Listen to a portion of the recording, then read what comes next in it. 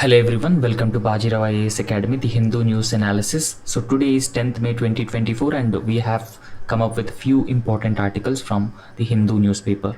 So let's try to discuss all those important news articles, and before that, so let's try to solve this question. So yesterday I've given you this question and I've also asked you to write this correct answer in the comment section. So the question was, city of Rafah, frequently seen in news, is located in which of the following countries? Now, if you can understand the Israel and Hamas conflict in recent times, in fact, the city of Rafah was part of the Gaza Strip. So it was part of the Gaza Strip. However, there was a Rafah crossing. So that is actually the border crossing between the blocked Gaza Strip and Egypt. Okay, so we'll understand that in a through a map, right? So the city of Rafah is located in the Gaza Strip. However, the Rafah border crossing is actually a border crossing between the Gaza Strip and the Egypt. But now there are news reports that the Rafah border crossing is the only crossing that Gaza Strip has as of now, is controlled by the Israeli Defense Forces. So therefore the correct answer for this question is C, that is Gaza Strip. Now, so what is the significance of this Gaza Strip, or what is the significance of this Rafah border crossing? Now, you can clearly see that this is Gaza Strip, and in this Gaza Strip there is a Rafah city, and there is a border crossing, that is Rafah border crossing, and this Rafah border crossing actually connecting Egypt with the Palestinian Gaza Strip. Okay, so as part of Palestine, we have West Bank on the eastern side and the Gaza Strip. From the Gaza Strip, the Hamas attacked Israel, right? So this is Rafah city, which is in Palestine, and Rafah border crossing actually connecting this Palestinian city of Rafah with the Egypt. So just remember this is very important for your exam perspective. So sometimes it is also called as Gaza Strip's lifeline. So the Rafah border crossing, so which is connecting Rafah city and Egypt, is very often known as the lifeline of the Gaza Strip. Why? Because we'll understand why it is a lifeline. The Rafah border crossing with Egypt has come under the extreme focus in recent times because of the recent Israel-Hamas conflict. So we are regularly following this conflict, and we also aware that Hamas attacked Israel, and that has led to the large-scale violence in the Israel and the Hamas-controlled Palestinian Gaza. So in fact, if you look at this Rafah border crossing, it is controlled and operated by the Egyptian authorities. And in fact, Hamas, that is a militant group or a terrorist group which is located in the Palestinian Gaza Strip, also exercises control over who can pass through this Rafah border crossing. And in fact, this Rafah border crossing is the only Gaza crossing not controlled by the Israel as of now. So this Rafah border crossing as of now is not controlled by the Israel, but except every other border crossing into the Palestinian state of Gaza is controlled by the Israel. So it is like a human imposed blockade, right? So although Egypt has frequently closed this crossing, adding to the Gaza's isolation, because if Egypt further closes this particular Rafah border crossing, so that would lead to the further isolation of the Gaza. So therefore, the crossing has nevertheless actually served as a vital link between the besieged territory, which has been under the Israeli imposed land, sea and air blockade since 2007. So in fact, Israel has actually blocked this Rafah city from the rest of the world. Israel has imposed the land, sea and air blockade of this Palestinian Gaza Strip from 2007. But this Rafah border crossing is the only border crossing which is not controlled by Israel, rather it is controlled by the Egyptian authorities, and that is connecting Egypt with the Gaza Strip. I hope you have understood about this Rafah city and Rafah border crossing. So today also I have one interesting practice question. So FLIRT is very often seen in news, is a variant of the which of the following viral infections? The options given are COVID-19, bird flu, so that is H5N1, Japanese encephalitis, and human papilloma virus. So please answer this question in the comment section, and correct answer I will be providing you in tomorrow's class. So let's try to discuss one by one all important news articles, and the first important article is with respect to the illegal mining or mining that has been threatening the ecosystem of the Aravalis. We knew that the Aravalis are located in different states. So they include Haryana, Rajasthan, Gujarat, and even Delhi. However, the illegal mining within Aravalis poses a significant ecological concern for the Aravali ecosystem.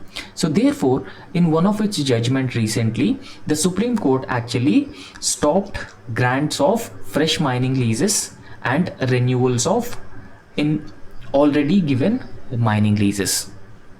Okay, so now the Supreme Court has directed to the states to stop giving new leases for the mining in Aravalis, and at the same time the renewal of already given mining leases. And this is as per the Forest Survey of India's report, and that constitute Aravali ranges and hills. So in this region, the Aravali ranges and hills region, that is actually defined by the Forest Survey of India, the mining activities will be halted as per the Supreme Court's order. Now, what was the issue as of now that Aravalis have been facing?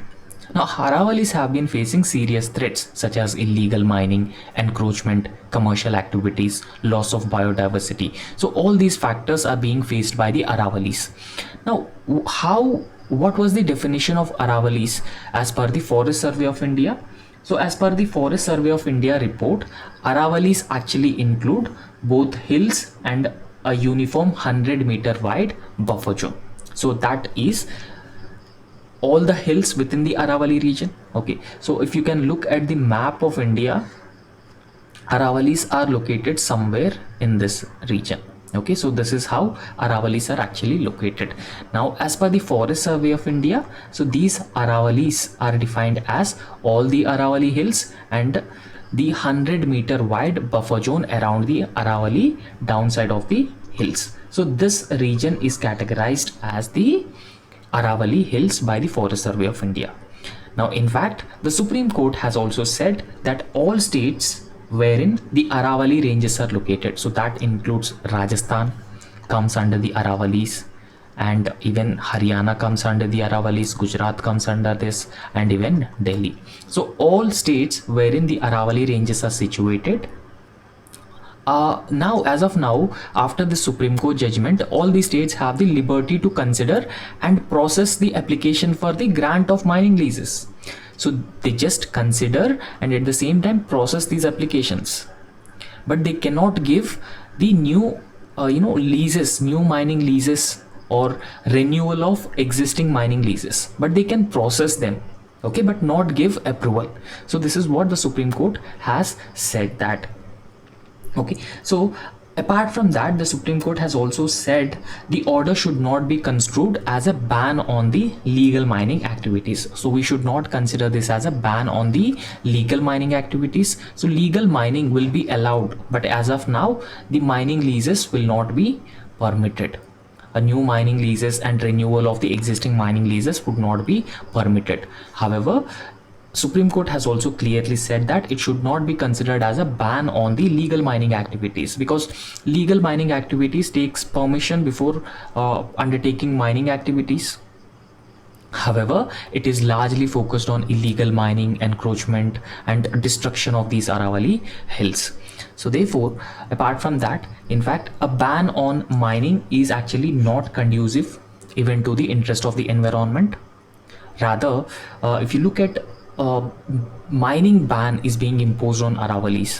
So what will be the consequence? The consequence will be it promotes illegal mining. Okay, so ban on mining will promote illegal mining activities.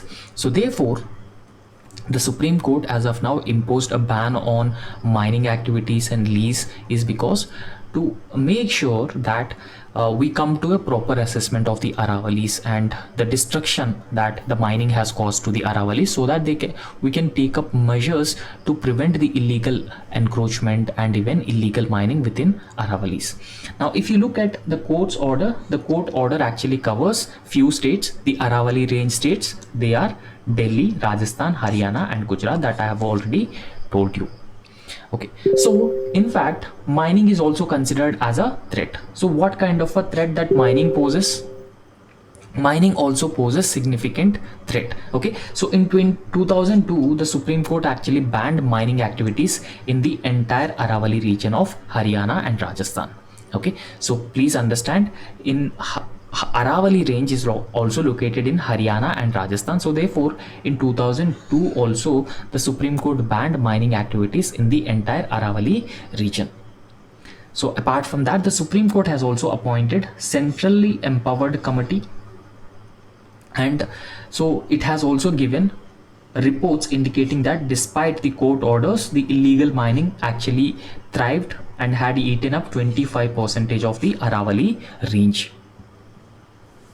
So because of hand in glove with the illegal miners by the bureaucrats and the politicians, and at the same time the nature of illegal mining, so all these factors have been making up combating illegal mining is a concern.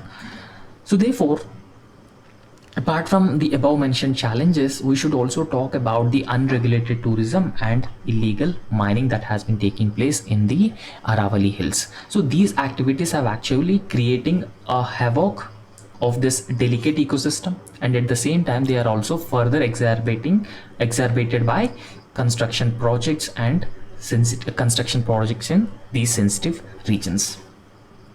And so if you look at these Aravalis, they are ecologically fragile regions, and they are also known as the ecological hotspots in the northwestern part of India, because they host a huge biodiversity. And in a desert ecosystem or semi-arid and semi-arid ecosystem, Aravalis are actually known for a rich biodiversity. So therefore they are known as ecological hotspot in the northwestern region. But it has been facing a lot of challenges. The challenges include deforestation is a challenge, mining another challenge, and then urbanization and encroachment of the Aravalis are actually degrading and destroying the natural resources and also threatening the existing biodiversity of the Aravali ranges. And apart from that, the Aravali ranges also facing major other concerns, such as water scarcity is a challenge and desertification, because if you look at the Aravalis, on the western side of Aravalis there is a Thar desert. So therefore water scarcity, desertification and human wildlife conflict are major concerns that the Aravali ranges have been facing. Now if you can understand this human wildlife conflict in Aravalis is because of increasing human settlements or increasing encroachments into the Aravalis, and that is a leading cause of the human wildlife conflict. So therefore, what is the importance of Aravalis? We should also understand the importance as well. So in fact, these Aravalis actually act as a barrier. Okay, so barrier in preventing the spread of the western desert into the eastern part of the UP and Delhi. So therefore we can call Aravalis as a barrier which has been preventing the spread of desertification to the eastern parts of India. And apart from that, the Aravali range is also responsible for the originating of different rivers such as Sabarmati and Luni. Now if you can look at the Sabarmati and Luni, they are west flowing rivers. So therefore, for origin of the Sabarmati and Luni rivers, Aravali hills are responsible. So therefore, it is very important for us to protect these Aravali hills. Now, other important factor associated with the Aravali hills is that tourism, because tourism provides livelihood opportunities for the local populations and the communities. However, the concern is that irresponsible tourism is a cause of concern in Aravalis. So therefore, we must promote ecotourism in Aravali ranges. So on the one hand, it will benefit the local communities with the ecotourism, and at the same time, it also protects and conserves the natural ecosystem of the Aravallis. And because of that reason, we must promote ecotourism because it provides livelihood opportunities for the people. Now, if you look at the Aravallis, they are home to forests, wildlife protected areas, UNESCO heritage listed foods, rivers, and historical monuments, which actually sustain a large scale tourism. But tourism should not be irresponsible tourism, but we must promote the ecotourism in the Aravalli ranges. And apart from that, we have also understood that these Aravallis are also known as the ecosystem hotspots. They are known as ecosystem hotspots, and apart from ecosystem hotspots, they also houses a rich biodiversity, because it actually provide habitat for 300 native species of plant and 120 bird species and many exclusive animals. They include jackal and mongoose. So therefore, Aravallis are also home to rich biodiversity in India. So after that, the Aravalli ranges are actually known as the oldest fold-in mountains in India. Please remember this, Aravalli ranges are known as oldest fold-in mountains, and this folding nature of the mountains is an orogenic process. It is a part of the orogenic process, and these Aravallis are oldest fold-in mountains.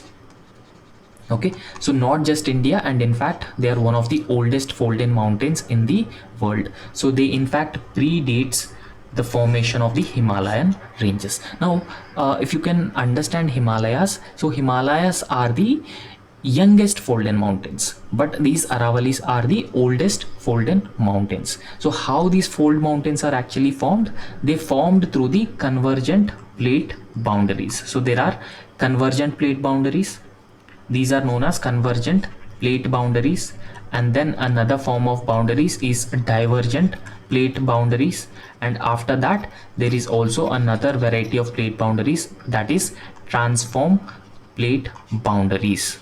Now these fold mountains are formed by the convergent plate boundaries. Now if you can understand about the Himalayas, the Eurasian plate is actually, the Eurasian plate actually converted into the the Eurasian plate would be collided into the Indian plate. Okay, so that is how the youngest fold-in mountains are being formed. Right. So the next, a very important question is, an AI infested, an AI infused world needs matching cybersecurity. Okay. So what was the context?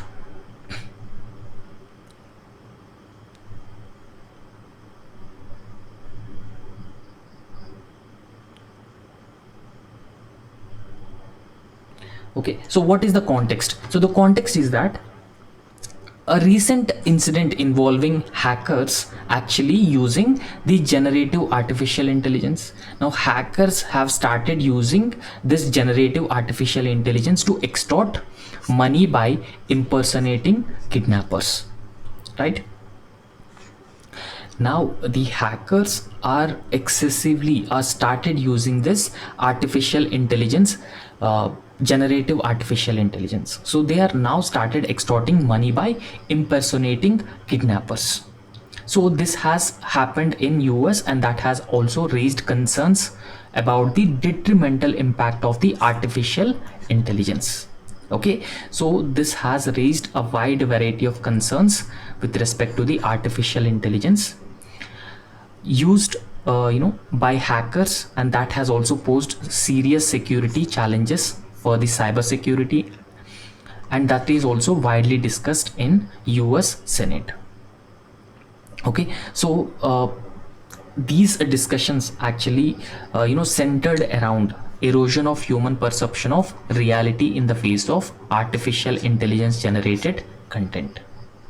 Okay, so we will understand what exactly is this concern with respect to the generative artificial intelligence.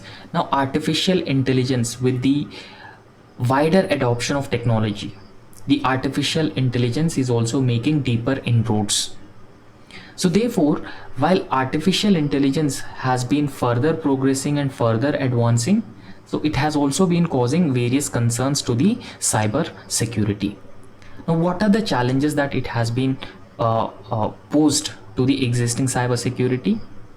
So it has resulted in a wide variety of cyber threats or cyber security risks, because the integration of the generative artificial intelligence into various sectors, so different sectors, has actually led to the increasing cyber attacks. So one such cyber attack or a cyber security threat is phishing incidents and credential phishing. Now, so these phishing incidents are actually witnessed an exponential increase from 2022, highlighting a growing sophistication of cyber threats. Now, what exactly is this phishing activity? So phishing actually means that when a hacker launches a phishing attack, okay, so any any hacker, when he launches such a phishing attack, he or she trying to trick you into believing that a message is from the legitimate source. So a message will be sent first and you believe that the message is the original message or it is a legitimate message. So when you click on those messages, all your information, financial information, personal information, will be taken control by the hacker. So that is how these phishing incidents actually happened. But the concern is that artificial intelligence, the generative artificial intelligence, is increasingly used for phishing activities also, and this is being evident from the fact that from 2022 these phishing activities have substantially increased and their further sophistication is also achieved. Okay, so emergence of novel avenues for the attacks. So there were emergence of the novel avenues as well, because the further sophistication within the cyber attacks is being achieved by generative artificial intelligence. So they include a certain threats, a certain security issues. They include cognitive behavioral manipulation is one threat, endangering the privacy of the individuals and security through voice activated devices, real-time biometric identification systems. They are actually posing threats to the privacy. And after that, the organizations are also facing a lot of challenges with respect to the generative artificial intelligence. Okay, so undetectable, there are a lot of phishing activities which are very often undetectable in nature. So these undetectable phishing activities have also substantially, exponentially increased, and they also causing risks to the privacy, the financial information of individuals and even the organization. So all this has actually been achieved by manipulation of the generative artificial intelligence. So manipulation of generative artificial intelligence has led to the risks to individual privacy and individual financial information and even the organization's financial information also. So therefore, in this context, keeping in mind the risks posed by the generative artificial intelligence or the harmful use of generative artificial intelligence, there is a need for the robust cybersecurity initiatives. We must undertake robust cybersecurity initiatives. Now, what will be the collaborative efforts that the global level we have to deal with the generative artificial intelligence related cybersecurity threats, and what are the institutional responses to these existing challenges? So earlier there was a declaration called Blade-Clay Declaration. Okay, so this declaration is known as Blade-Clay Declaration, and this declaration was actually a collaborative initiative. Okay, so this is a collaborative initiative that is being launched by the world leaders. Why this Blade-Clay Declaration was launched? So to address misuse of the generative artificial intelligence. We all knew that this generative artificial intelligence is being misused for the purpose of phishing activities, for cyber risks, or having control over the personal information and financial information of individuals and organizations. So in order to deal with the misuse of the generative artificial intelligence, this Blade-Clay Declaration was actually launched. And this Blade Clay declaration was actually signed at the Artificial Intelligence Safety Summit by countries. They include China, European Union, and even the United States. So this particular declaration, the Blade Clay declaration, essentially aimed at understanding the challenges and risks which are being posed by the generative artificial intelligence, and at the same time mitigating the potential harms which are being caused by the advanced artificial intelligence technologies. And after that, there is a need for certain policy interventions as well. Okay, so stern policy interventions are actually required to target this generative artificial intelligence related cybersecurity risks. Okay, so the policy efforts are actually crucial at the institutional level and even at the government level. So these policy initiatives or interventions specially target the cyber crimes that are taking place, or cyber crimes which are taking the benefit of the generative artificial intelligence.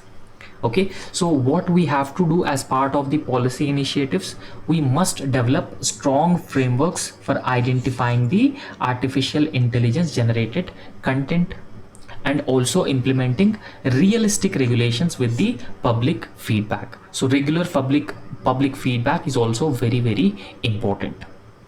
And after that, the corporate digital awareness is also very important. So that essentially means that the generative intelligence use is increased by the hackers and cyber crimes also taking place with this generative artificial intelligence. So therefore, in this context, we must further enhance the corporate digital awareness as well. So as part of this, the corporates can prioritize the digital awareness through media and even the literacy training sessions. So they will enhance the digital fluency among the employees so that they can immediately identify, recognize and deal with the potential cybersecurity threats. So these are some initiatives which can deal with the generative artificial intelligence uses in the cybercrime related activities. So the next important article is with respect to India and Maldivian ties. Now please understand that recently Maldivian Foreign Minister visited New Delhi. Maldivian Foreign Minister, his name Musa Jamir. Musa Jamir visited New Delhi recent times.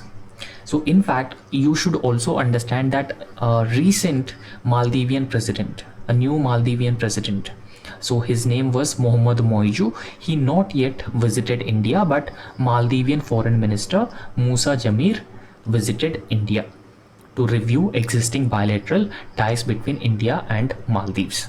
So in fact, Maldives and India always maintained friendly ties. So there is no doubt about that.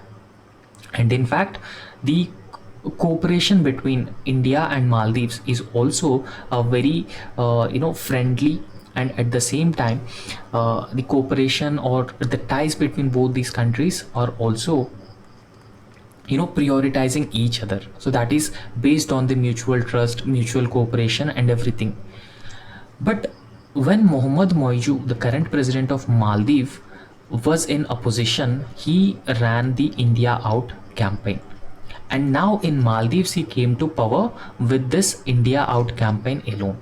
So after he coming into the power, Mohammad Moiju ordered all security personnel who are in Maldives to withdraw Maldives immediately after he came to the power. Withdrawal of the security personnel who belong to India. And after that, this Mohammad Moiju also maintaining friendly relations with the China as well. Okay, so it is said that under Mohammad Moiju, the ties between India and Maldives actually reached a new low.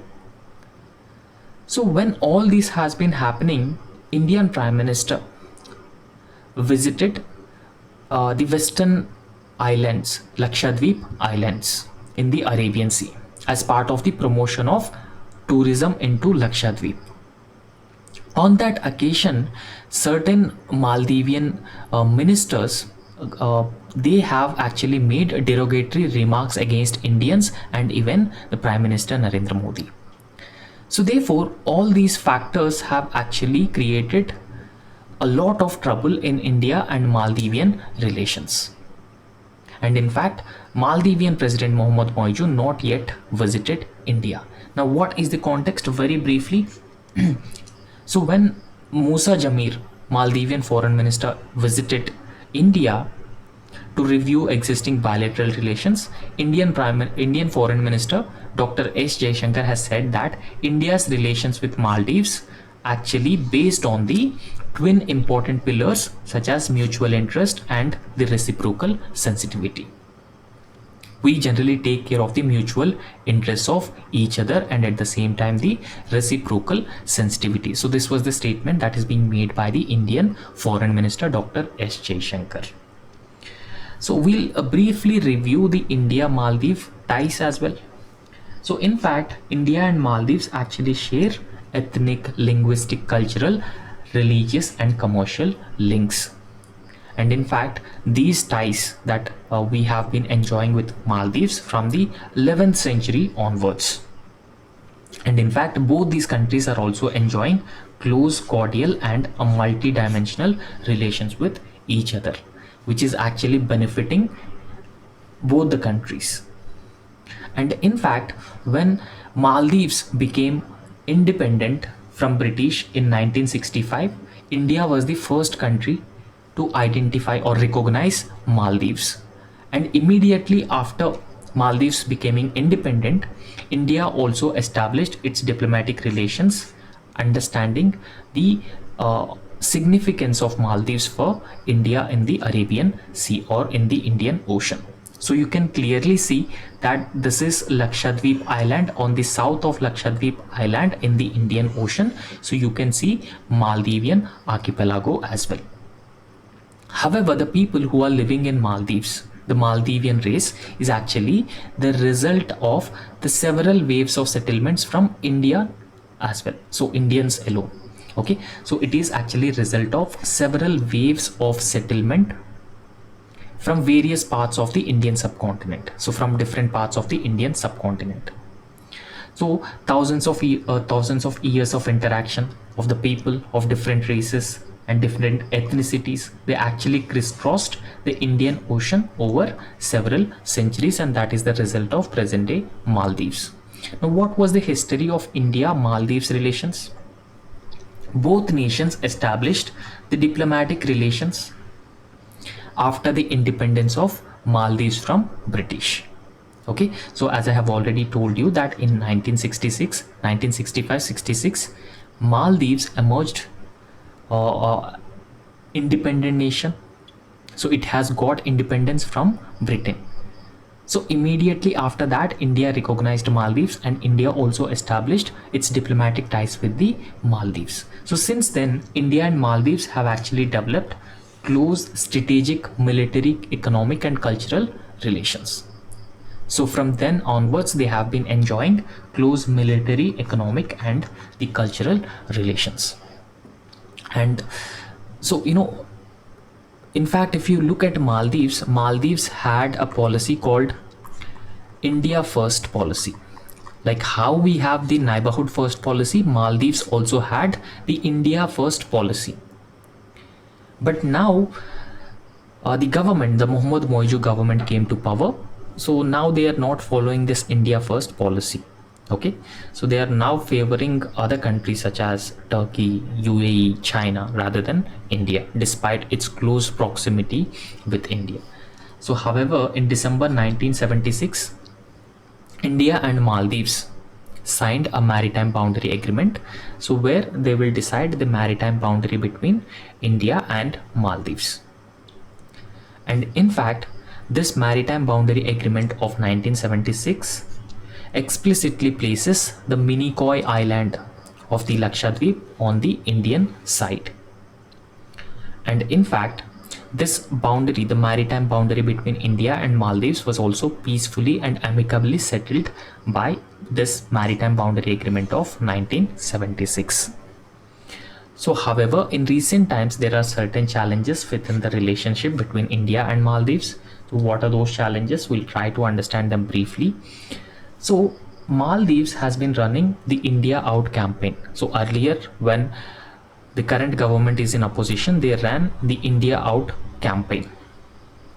And in fact, they actually branded Indian presence in Maldives is a threat to the Maldivian sovereignty. So, this was the reason which led to the withdrawal of Indian security personnel from the Maldives. And after that, there was a key campaign points include the demand for the withdrawal of military personnel. So after that, the another straining factor in India-Maldives relations is China factor. So China's influence, China's investments, China's debt into Maldives has been significantly increasing. So when Chinese presence has been increasing in Maldives or Chinese close ties with Maldives, it actually poses serious security threats for India. Because now if you look at China, its ties with countries like Sri Lanka, Maldives, Pakistan has been significantly improved in recent times. So therefore, it can increase the presence of Chinese security personnel or Chinese ships in the Indian Ocean, thereby challenging India's security, and in fact it also poses threats to the regional stability and peace.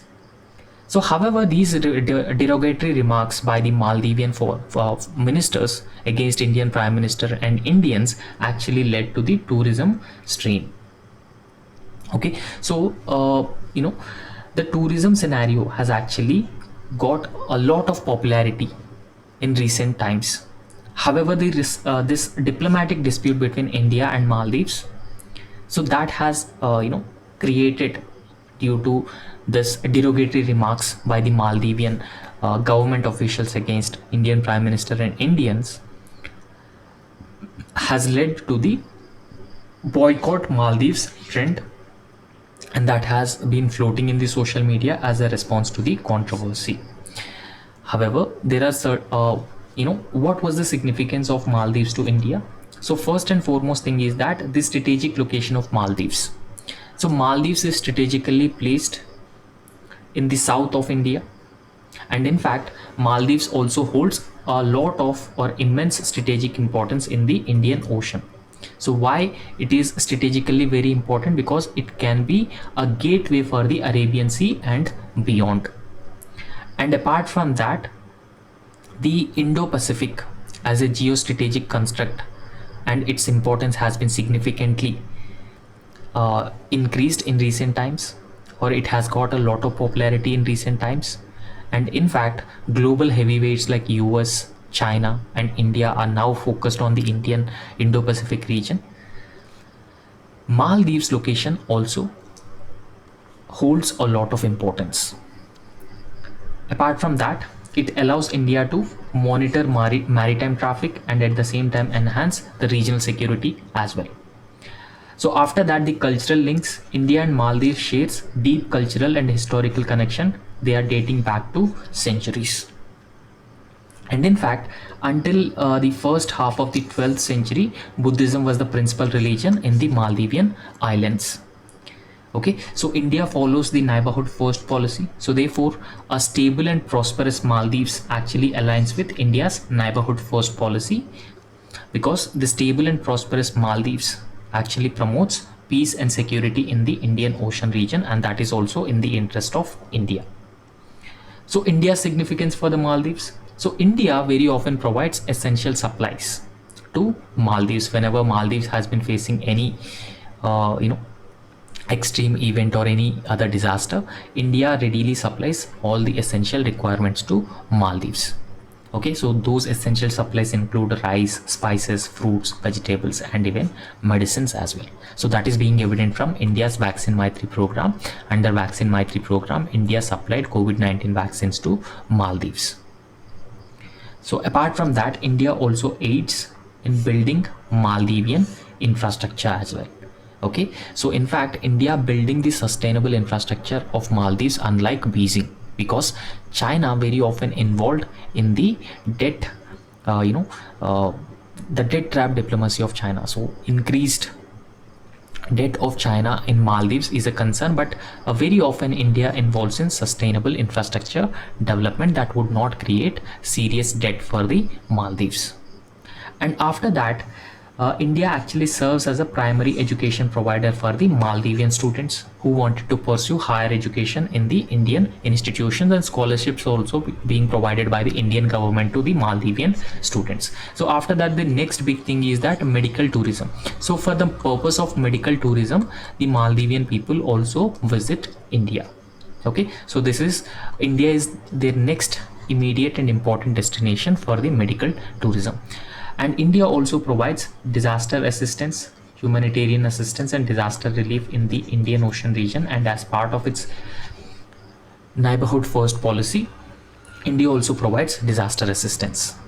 Okay, so tsunamis, and in fact India provides drinking water supplies and other essentials to Maldives. So after that, India also supplied COVID-19 vaccines under Vaccine Maitri program to all its neighbors, including Maldives as well. So you can see the declining trend in the number of tourists in Maldives. So that is mainly because of the strained ties in recent times between India and Maldives. So the next article is with respect to the bird flu. So can bird flu become the next big pandemic in India? So several states across the country, including Kerala, Maharashtra, Chhattisgarh and even Jharkhand, have actually been directed to stay vigilant after the emergence of highly pathogenic avian influenza. So that has spread to cattle and was detected in the 8 US states. Okay, so why it is a concern, we'll understand. And when it is detected in cattle, so it can also spread to human beings. But in fact, if you look at the bird flu, the mortality rate is very high. The mortality rate in bird flu is around 52%. So it is one of its highest. So therefore, as of now, there is no evidence of human to human transmission of this bird flu. But if human to human transmission is possible because of the evolution of this virus or emergence of new variants of virus, so that will be a concern, because any person who is infected with this bird flu, so there is a chance that 50% chance that he would die of the bird flu. So that is more severe than the pandemic like COVID-19.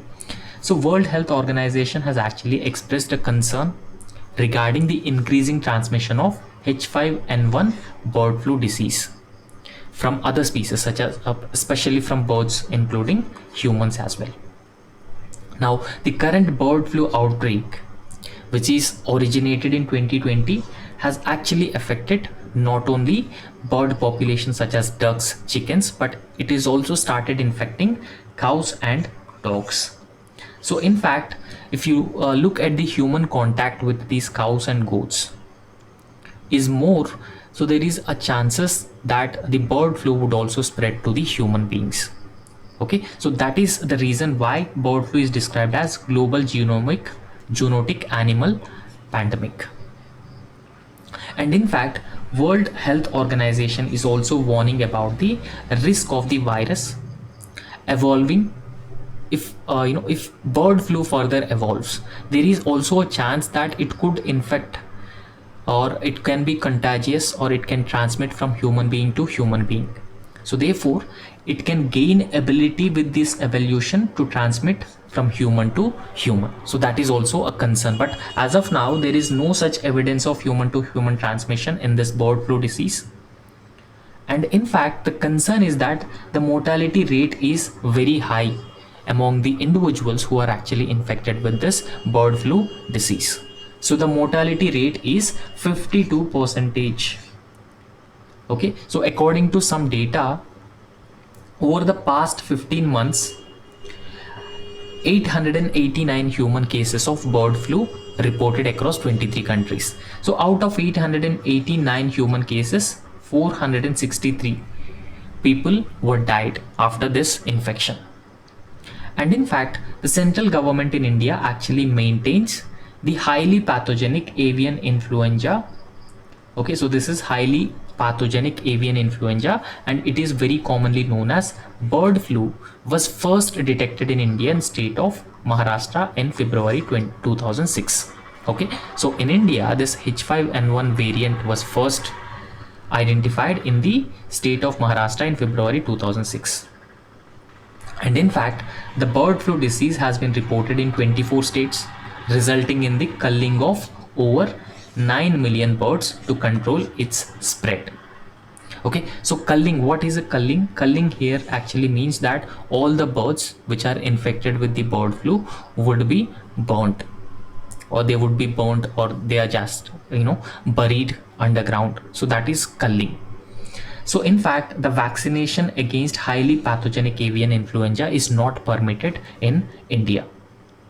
Okay, so because why it is not permitted? The long-term use of vaccination against bird flu would lead to either disease becoming endemic in India, and therefore widespread also. When it becomes endemic, it can become widespread, and at the same time it is also difficult to detect infection in the infected animals if we continue to use these vaccines. And because of that reason, the Indian government has not allowed highly pathogenic avian influenza vaccine in India.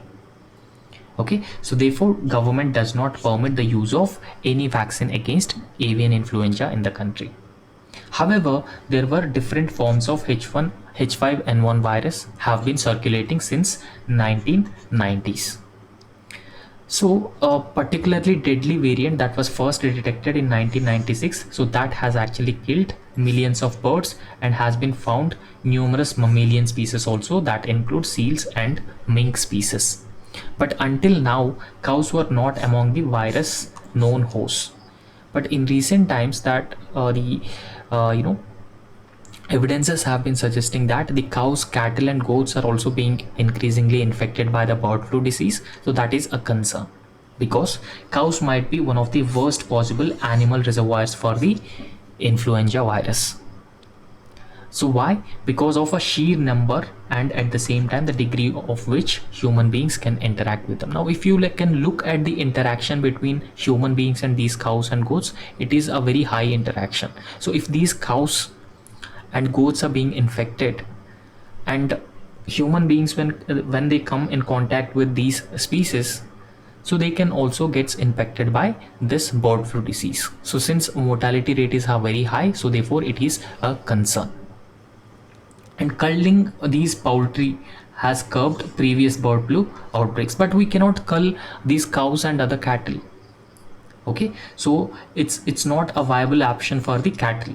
The animals are too valuable for the human beings, and at the same time, unlike birds, they don't seem to die from the infection. Human beings can die from the infection, but this cattle population may not die from the bird flu infection. Because of that reason, culling is not a viable option. So these are some details about the bird flu infection. Okay, so that's all in this lecture, and thank you so much. So please subscribe to our YouTube channel and also hit the like button if you like the video. Thank you.